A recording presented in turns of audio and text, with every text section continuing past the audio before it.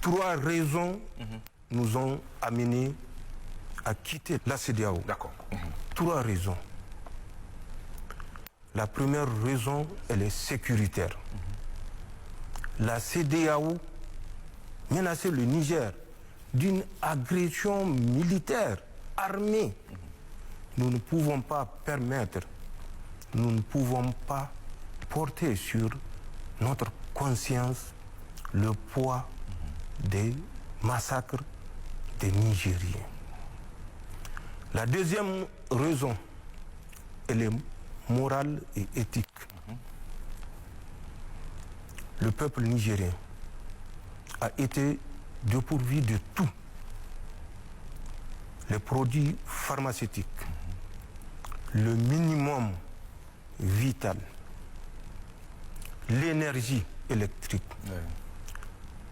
Saurions-nous continuer à accepter que des Nigériens meurent parce que nous sommes dans une organisation qui ne correspond plus à la réalité depuis 1991, quand on avait introduit un chapitre, le 6 juillet exactement, qu'ils ont appelé la déclaration des principes politiques.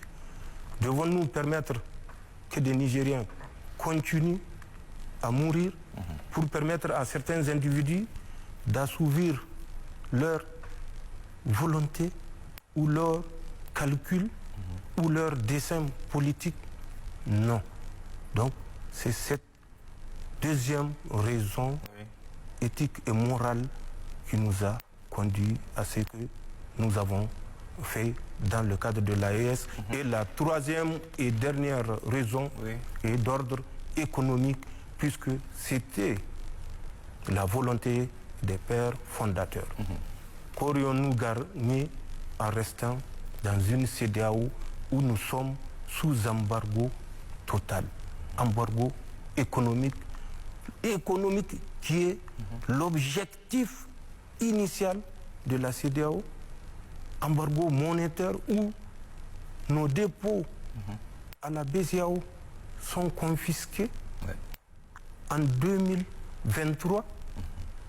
Pourrions-nous continuer à rester dans cette organisation? Nous avons décidé le temps de sortir de cette organisation de laquelle les États auraient dû sortir de 1991 au lendemain du discours de la Baule, parce que c'est à partir de là que la France avait pris le contrôle de notre organisation et qui ne répondait plus à l'esprit initial ayant conduit à la création de la CEDEAO le 28 mai 1975. Voilà les 3 raisons fondamentales qui nous ont conduit, le pays membre de l'AES, le Burkina Faso, le Mali et le Niger, à sortir de cette organisation pour tracer notre voie et tracer notre destin ensemble avec nos peuples et les Africains et partenaires sincères.